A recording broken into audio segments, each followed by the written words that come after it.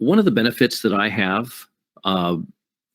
that has helped me by being at Pagetrader is speaking to lots and lots of traders over the years. Now, I don't give out personal advice or investment advice or anything to them, but we do talk about premises. We do talk about issues that they may be having. I'm not individually coaching people either, but in a sense I am, because I want to be helpful. I want to say something that might help somebody to move past something that's a big issue to them. And most of the big issues in trading are related to the really easy and obvious things. There's money involved, so obviously that's a big issue for people because they get too hot and heavy over money. People don't like to lose money, so losses become a very weird subject for people. They don't want to engage with it, but in order to trade, every time they trade, they're going to have to face the prospect of possibly being incorrect and having to take a stop out, or correct and having to take a stop out, because that can happen as well. So I've gotten a chance over the long number of years we've been here to talk to a lot of people and really see that everyone is pretty much, to one degree or another, in the same boat. We all are. It's almost like being in a school when you are 5 years old and you're interested in only pretty much what happens to you, your experiences, but you're also looking out there. And it's only until you're later that you realize that pretty much everybody that was in that school had pretty much the same thoughts that you did. They weren't sure whether or not somebody was going to beat them up in the school, or there was going to be a bully, or whatever I don't even remember. I'm too old to remember what the hot spots were, but everyone was basically thinking the same thing. So one of the things that I've learned is that everyone is basically on the same page when it comes to trading. Some people have certain things that are stronger than others, but they're all categories that are roughly the same. And they all center around winning, losing, and trying to get, better, or to try to make more money. And that's, if you talk to most traders, that's what they're going to tell you they're going to do. And I'm not going to degenerate into a conversation about money. You already know my position on it. And to be brief, money doesn't make good decisions about money. So you're going to have to transcend all of that vibing about money in order to actually make money. Because if you get too vibed up on it, it gets into your system. It doesn't make good decisions for you. It makes decisions that are usually uniquely poor decisions. You have to make good decisions about money. Don't let the desire for and all the other bits that come with it make that decision. It usually ends up being a poor decision.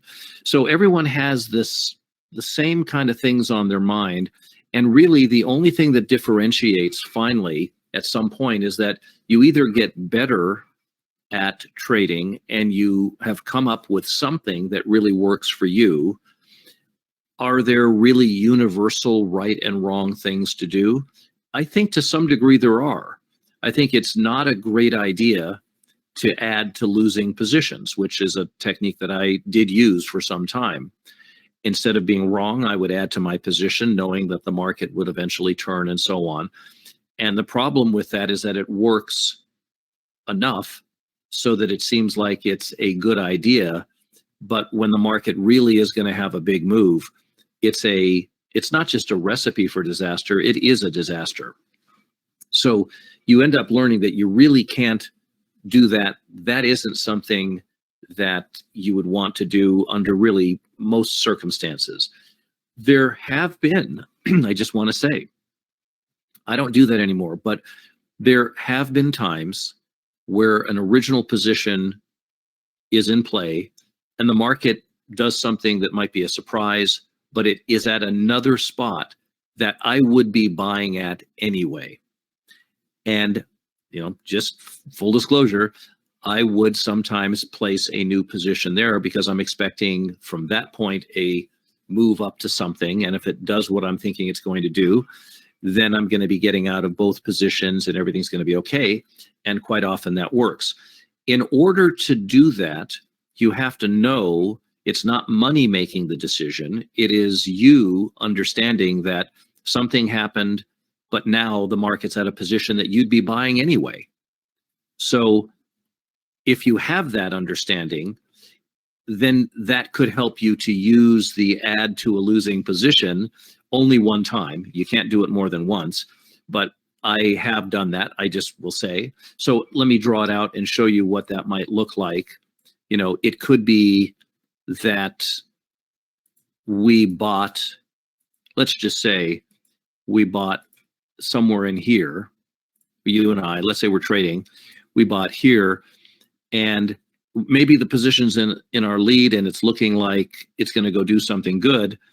And maybe we've made a forecast for, say, the market to get up to here. Let's just say that's what we're saying it's going to do. But for whatever reason, we're wrong, and the market does this. Now, in the normal world of money making bad decisions, a person might just say, well, I'm just going to add to my position because they're going to turn, and it keeps going down, down, down, down, down. But if this position, if they really got to a spot that was a spot that you would want to buy anyway, that this was something that you would have bought, and they do confirm and firm up on it, you better believe I will buy that. Then if I have a forecast at that point for the market to move up to here, I'm going to buy this. It's going to supersede the original position, and I'm going to get out with partials here. And the partial is I'm essentially taking this position off or something, if you want to think of it that way. And then if there's no further forecast, I get out, or if there's a further advance from there. So there are positions, there are times where really bad practices become the very thing that you would want to do, but only because the market has indeed, for sure, it's not money saying this, it's your intelligence. And I'd like to remind everybody that you do have intelligence, even though you may feel sometimes that you may not, but you do have intelligence. And if your knowledge is that this is a really important juncture, if I'm already in a position that they surprised me with this and I didn't get out for whatever reason, I didn't stop myself out, who knows what happens, I will add to that. So I can tell you I don't add to positions that are losers, but I can tell you that that isn't 100% true, because if the market moves to a place and if I didn't take my stop out or whatever, I would put another position on if they really needed to fix this spot. And I really did have a forecast for something to happen right into this period of time. You're darn right, I would buy that and have it go up. But don't let money make that decision. Money that just says, I don't want to lose. That's not a good mantra, by the way, I don't want to lose. That's just running. That's just fear. That's a mantra of fear. Why are we making losing a small amount of money such a big thing? But people do. And they'll go to incredible lengths to not lose. I told you once I went to a casino, and I don't remember how much money I had, but it might have been $5,000. And I don't go to casinos and gamble, but I was with some friends and I wanted to try the betting where you just constantly add to your loss. I mean, it essentially is that, like you're at a $5 table, you lose, and now you've lost $5. But now you double down and you put $10 down so that if you win, you make your $5 back plus your new gain of $5. But if you lose that, then you now have to double down and put $20 down, and so on. And the table will have a limit to the limit on tables is based on how many times you can double down. Otherwise, you could just keep playing until you make all your money back. And you would have to but what you're essentially doing, let's say you get up to that $5,000 mark where you finally have to put another $2,500 down, so that your whole bet is $5,000, but you're really chasing the original loss of $5.